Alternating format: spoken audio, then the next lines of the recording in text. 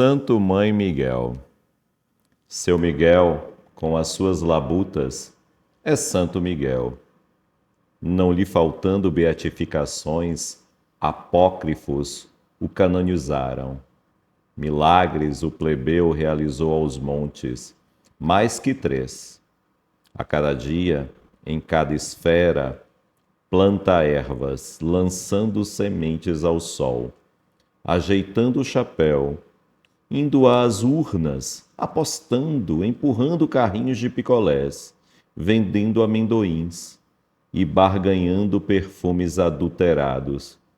Reforma esgotos, enterra defuntos, prescreve folhas, recicla livros, vai às praias com as brasas e as cinzas, os queijos coalhos. Cumpre romarias à Lapa com dúzias de velas. Bem que gostaria seu Miguel de ir à Itália, mas Piemonte é quase ficção. Santo Miguel vai às filas de hospitais, garante senhas e se fraterna. Sempre há um desgraçado no renque e vende cafés, recitando poemas. Olá! Hoje nós começamos mais um Conexões na Ponta do Giz, mas de uma maneira diferente, recitando um poema, uma poesia. Essa poesia que começamos hoje com o nome Santo Mãe Miguel é justamente do nosso convidado que está hoje aqui no Conexões na Ponta do Giz. Aquele programa para você, professor, você, professora, fazer uma pausa, tomar aquele cafezinho e trocar aquela conversa com seu colega na hora do intervalo, aquele encontro casual no corredor, para que possamos trocar ideias, né? Fazer projeções, engajar a nossa escola. E hoje esse engajamento será com muita poesia. E para bater esse papo conosco hoje, estamos recebendo o professor de língua portuguesa da rede estadual, da rede municipal, autor do livro De Ostras, Cactos e Assombros, que está conosco hoje aqui, professor Márcio Rabelo. Professor Márcio, muito obrigado por ter vindo à TV Conexões, à Estação do Saber. É um prazer tê-lo aqui hoje conosco. E como já é de praxe aqui no programa, professor Márcio, o convidado aqui se apresenta. Então fique à vontade para olhar para aquela câmera e se apresentar para quem ainda não o conhece, falar um pouco de você, do seu trabalho, da sua trajetória. Pode ficar à vontade. Obrigado, professor. Eu estou muito feliz em ter ouvido você recitar esse pequeno, né, trecho do poema. Mas, enfim, como você falou, eu sou o professor Márcio Rabelo, de língua portuguesa, trabalho nas redes municipal e estadual há 14 anos.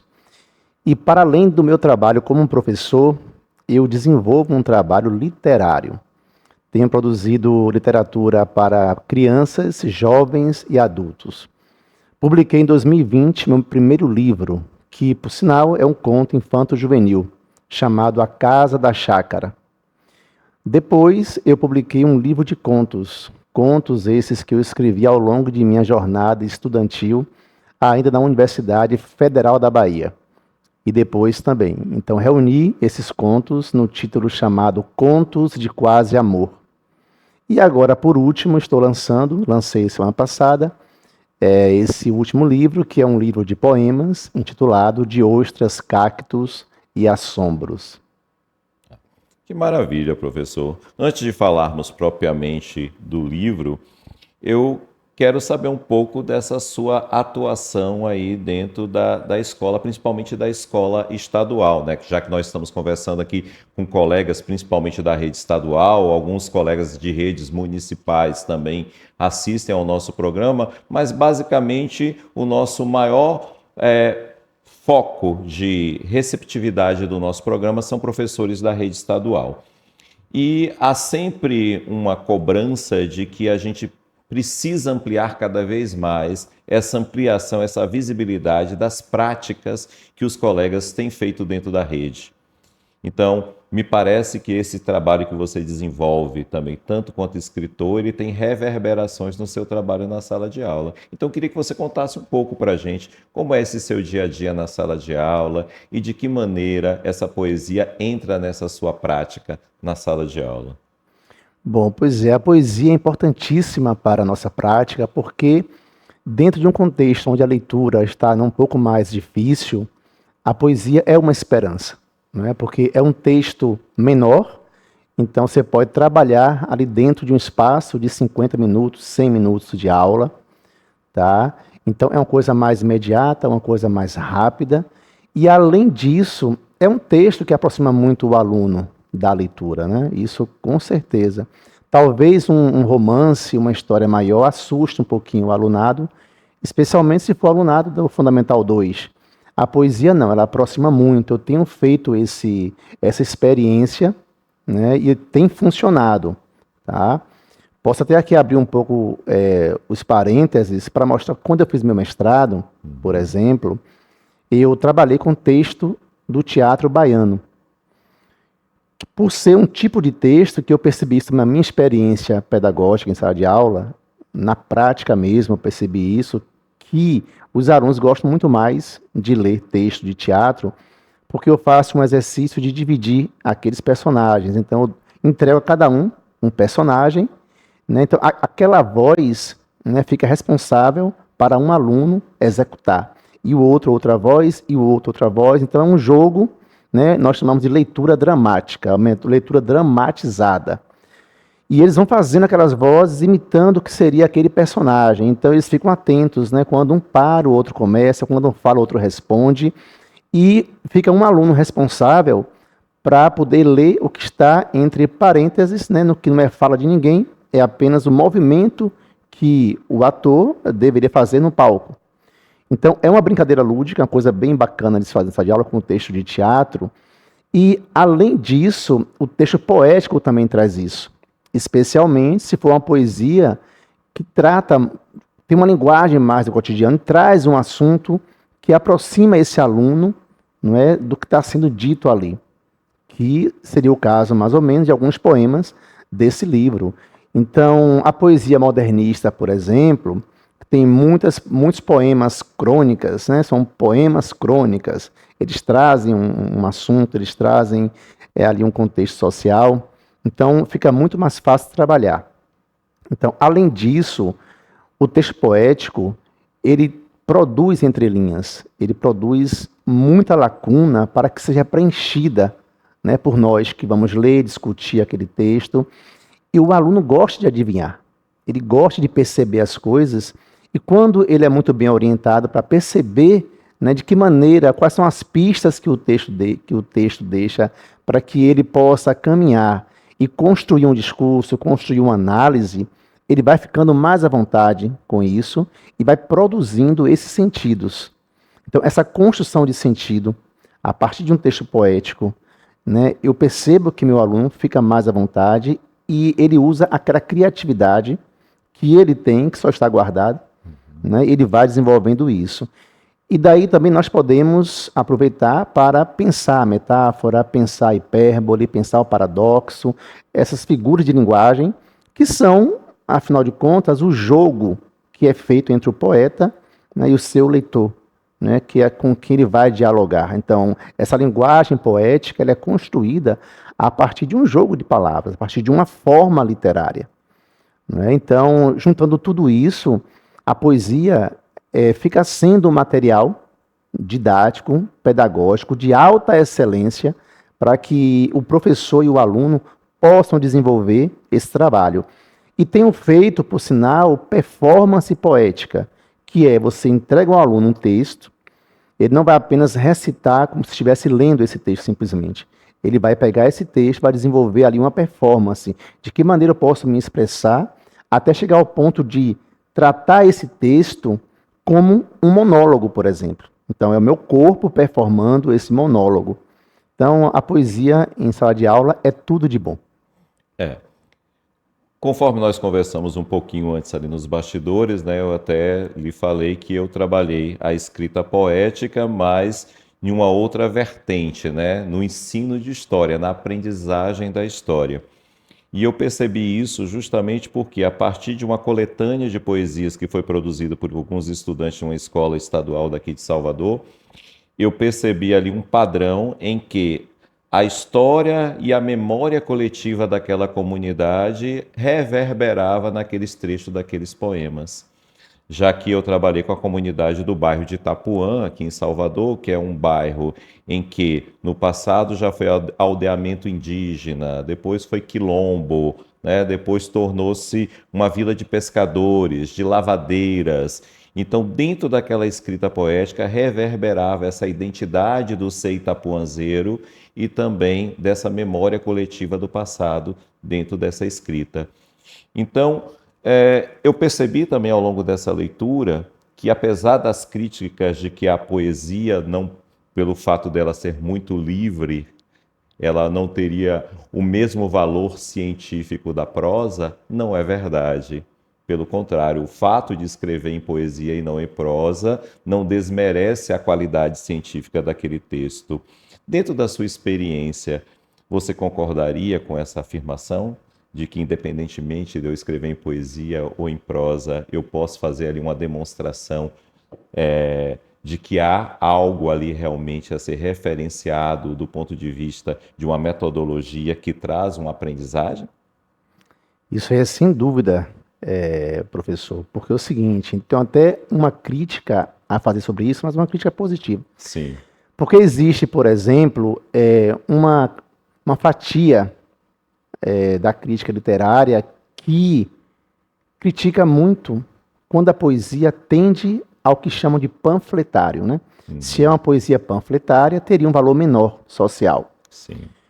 Tenho, por outro lado, observado um movimento muito diferente disso, em termos práticos. Por exemplo, tem muita gente aí que escreve de um modo muito mais informal, de um modo muito mais direto, que conversa com o seu outro, o seu semelhante, trazendo não uma poesia hermética, né, de difícil acesso ao sentido, mas o contrário, uma poesia muito mais fácil, muito mais palatável, digamos assim, né, para o sentido. Isso tem funcionado. Os movimentos de pessoas que vão às ruas recitar poesia é desse nível, por exemplo. Isso funciona, isso toca as pessoas.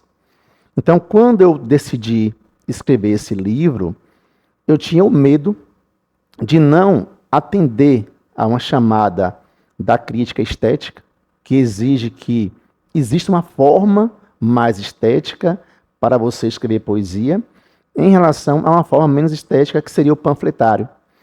E eu queria conversar com as pessoas de um modo mais direto, um modo mais, digamos, compreensível, sem perder de vista essa estética. Porque eu também gosto dessa questão, dessa linha poética em que a estética, a forma poética, precisa e merece, né, de algo maior do que apenas dizer simplesmente as coisas. Então eu queria conjugar essa linguagem que aproxima o leitor, né, de um sentido que ele possa captar, especialmente que eu estou trabalhando com alunos em formação, né, eles vão ser futuros leitores proficientes. Então eu tenho que conjugar a forma da poesia, não perder de vista que a poesia exige, né, uma condição X para que ela seja apreciada de uma outra maneira, mas que ela comunique. Então, dizer que a poesia teria um valor menor do que a prosa, eu acho até que é bem pelo contrário. Acho que a poesia tem um valor muito grande. Claro, eu acho que prosa e poesia talvez não seja essa a briga, não seja essa a grande questão, né? Porque só são formas diferentes de dizer, né? Tanto em questão de tamanho, quanto de mais liberdade ou menos liberdade. Então, eu arrisco dizer que a poesia nós temos menos liberdade de dizer. A prosa você consegue ser mais fluido, né? Dizer mais, e ficar mais solto. Mas a poesia, sim, a poesia é super possível você fazer um trabalho de poesia com qualidade, com sentido, sem perder de vista que a poesia não teria um valor, né, tão quanto a prosa tem, Então, acho que pensar dessa forma é talvez desconhecer o que a poesia pode dar, especialmente a poesia contemporânea. Porque se a gente olhar para o que é contemporâneo, o que é mais, né, situado tanto no espaço quanto no tempo, nós temos muito material para conversar com isso e reverter, talvez, né, esse pensamento. Na sua fala aí, professor Márcio, um pouco antes também desse comentário agora, você estava falando da liberdade que a poesia nos dá de deixar ali a possibilidade de múltiplas interpretações, né? A sua inspiração, ela traz essa possibilidade dessas múltiplas interpretações na sua escrita? Da onde é que vem a sua inspiração para falar das gentes, como você bem coloca, que estão aqui expressadas na sua escrita? Eu queria incluir nessas gentes agora já um outro elemento, já puxando um pouquinho para a questão das ostras, que está presente no título do livro, né? Porque eu trato das gentes, eu gosto de usar essa palavra no plural mesmo, mas também dos bichos, né? Os bichos são elementos super presentes na minha obra, no meu trabalho.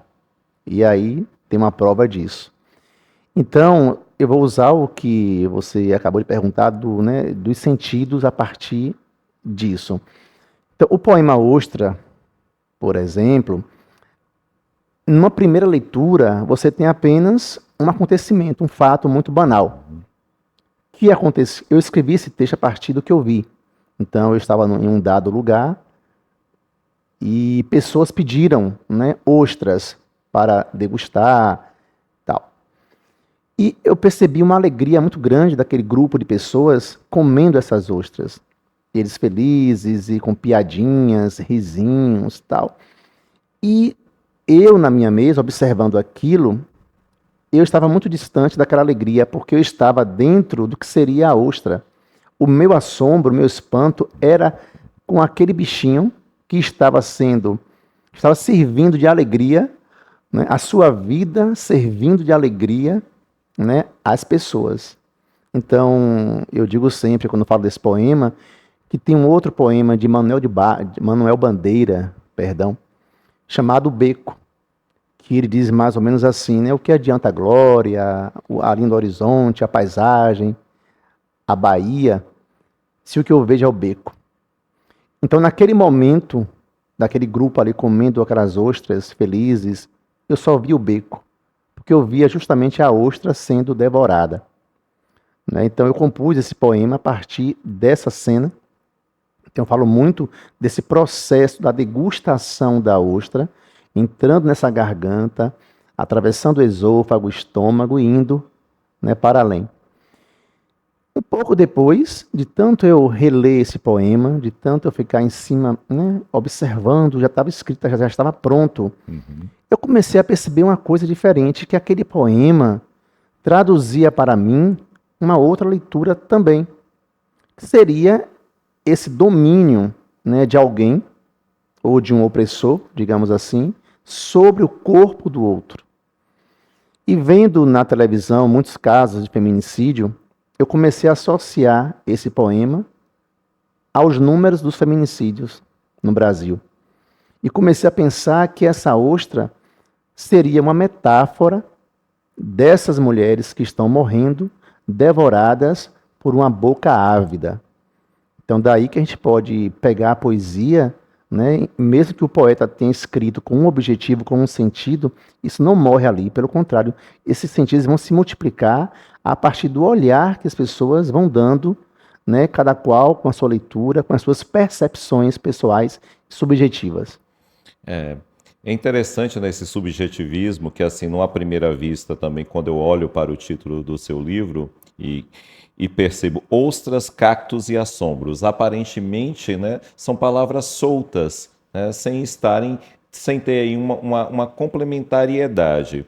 Mas conforme você vai vendo as obras, né, percebendo a sua escrita, interpretando, lógico, como você muito bem colocou, cada leitor vai trazer para si interpretações que têm a ver também com o seu sistema de crenças, com a sua trajetória, que ele vai fazer essas correlações.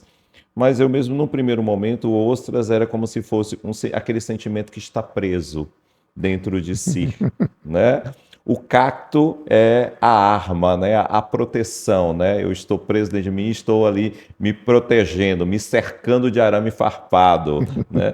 Mas de repente, né? Nesse novo mundo que se abre, né? Essa bivalva abrindo, vem o assombro, né? O assombro da delícia que é conhecer essa leitura que está aqui em De Ostras, Cactos e Assombros. Então, estou trazendo um pouco desse comentário, né, justamente por isso, diante dessa licença poética, dessa subjetividade, né, de como é que um único título, como é o título do seu livro, pode nos trazer várias introspecções. E acho que isso que é o barato da língua, né? Principalmente de uma língua como a nossa, a língua portuguesa, que possui essa possibilidade dessa metalinguagem, das metáforas, das figuras, né? Que acabam sendo representadas na cabeça de cada um de modos diferentes, né?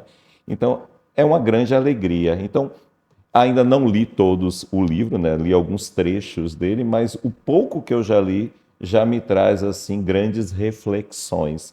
Era esse seu objetivo também? Trazer essas reflexões? Sempre, sempre. E eu fiquei agora impressionado e encantado com o que você falou, porque eu nunca pensei dessa forma, para você ver como, de fato, a leitura, né, nos traz a possibilidade de perceber coisas, né, e a soma dos sentidos que os leitores vão traduzindo, né, a partir de um texto, é isso que torna um livro mais rico, entende? E também esse é um exercício que nós fazemos em língua portuguesa, em sala de aula. Sempre tem essa orientação. Diante de um aluno partir para um texto, a leitura do texto, nós apresentarmos o título do livro, ou a capa do livro, e pedir a eles hipóteses. O que é que você acha que você vai encontrar a partir desse título aqui, ou a partir dessa capa aqui? Eles vão criando hipóteses, a gente vai aquecendo o aluno para que ele se adentre depois na leitura com muito mais envolvimento, né? Nesse movimento. E às vezes eles acertam, às vezes não, eles não é que eles erraram, mas tipo, eles bateram na trave ou jogou fora a bola. E é bem legal isso, e você fazendo isso, eu lembrei dos meus alunos me dizendo isso, né? Como é que eles perceberam? E você falou de arames farpados, e aí fala de arames farpados também. E o meu movimento de olhar para esse título, claro, porque eu concebi a obra, é um outro movimento, né? Que é um pouco diferente, mas me impressiona como você conseguiu perceber e que está tudo certo também, né? E só que só vou colocar aqui, acrescentar a questão dos assombros, né? Porque você falou que parecem palavras soltas, tal, mas justamente os assombros é o que vai unir, né, os cactos e as ostras, porque são esse sujeito poético que se desloca, né, de um cenário semiárido, né, temos o cacto para poder mostrar isso. Então esse sujeito poético vai para um lugar agora onde nós temos águas e muitas águas salgadas, representadas ali, né, pelas ostras, cavalos marinhos, águas vivas, sargassos, restingas, pedacinhos de praia. E mas onde esse sujeito poético está, no litoral ou em um sertão, ele está assombrado com o que ele vê, tanto pela beleza desses lugares, quanto pela tragédia também. Você falou aí de sertão, né? E eu me lembrei justamente que é essa metáfora do sertão, que normalmente a gente sempre associa o sertão a um local de seca, né, da caatinga, e não necessariamente. Existem sertões dentro de um grande centro como Salvador, né? É aquele sertão das periferias, onde as políticas públicas não chegam, onde a violência se faz presente, né? Existem os sertões de altitude, existe outros sertões dentro de nós mesmos, né, que estão dentro de nós. Então, ela é uma palavra que ela possui uma polivalência de sentidos, né, múltiplas interpretações. Então, é isso que me deixa assim muito atraído pela escrita poética na hora de tentar utilizá-la dentro do ensino-aprendizagem, seja na história, seja na língua portuguesa, seja de uma forma inter ou transdisciplinar. E você trouxe para nós aqui múltiplas possibilidades que podem estar sendo trabalhadas aqui pelo professor, pela professora que está nos assistindo agora, desde a leitura dramática lá com trechos, né, de peças teatrais, como também essa possibilidade da interpretação da capa, da imagem, né, e outras formas de interpretação. Eu acho que isso é a riqueza dessa troca que o Na Ponta do Giz possibilita para a gente, né? Mas, como eu disse, né, a gente aqui é um bate-papo, né, um aperitivo, né? Você está gostando do professor Márcio? Quer que o professor Márcio volte para cá para poder falar sobre suas outras obras, trazer contribuições para nós? Comente aí, escreva para a TV Conexões. Ainda não segue a TV Conexões?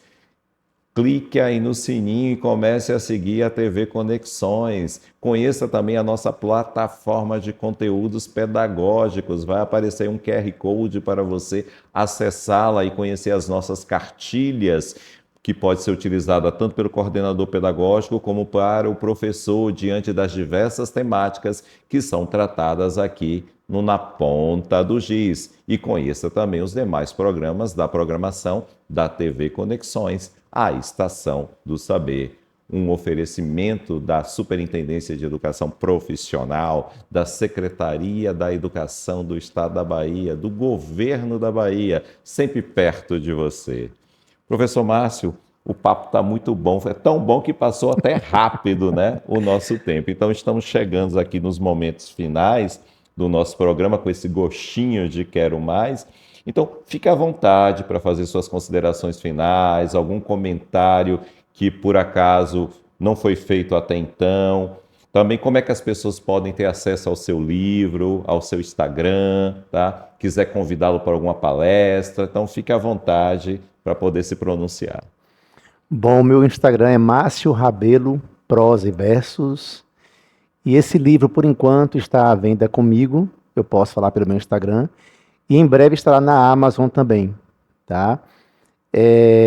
Eu queria, na verdade, me despedir do programa recitando o poema Ostras, se você permitir. Claro. Eu acho que é um bom modo de se despedir, porque já é um incentivo também à leitura poética, né? Eu acho que a poesia precisa ser mais visitada. A poesia ainda está viva. Eu acabei de fazer um estudo sobre isso. Mais do que nós pensamos, a poesia está viva e circunda todo o nosso ambiente, né, nesse planeta. Então, eu vou recitar aqui Poema Ostras, Por tá favor, bom? fique à Que é o meu vontade. modo de abraçar esse público desse canal e abraçar a educação. A ostra foi devorada com amor de língua ávida. No estômago procurou um fluxo que a devolvesse ao mar. Aqui é córrego ácido, considerou o molusco. Rejeitando o engolido casamento, corpo e espírito intestinal. Temperada e cozida com o fogo do rapto e obrigada ao amor da boca ávida provando o sal, foi na saliva que a ostra viva sentiu nostalgias de plâncton. Não querendo amar o céu daquela boca, onde andaria o céu das suas conchas? Vencida pelo esôfago, navegou o estômago das correntezas, sendo levada aos delgados intestinais. Estivesse em suas conchas molduras para corpo mole, a ostra se abrigaria do córrego infecto. Se no golfo pérolas enfeitariam a sua curva cama, cheirando a estética de corais, berço de civilizações. O que havia de ser a isto, esconder-se em conchas, que o modo de boca gostar de amar é engolindo. E é assim, com muita poesia, né, que encerramos o Conexão da Ponta do Giz de hoje. Espero que tenham gostado, né? E, meu amor, se tu soubesses, né, das tristezas que há nas preces, que a chorar te faço eu, tu voltarias para os meus braços, para os braços do na ponta do giz, viu? Então até o próximo. Tchau, tchau.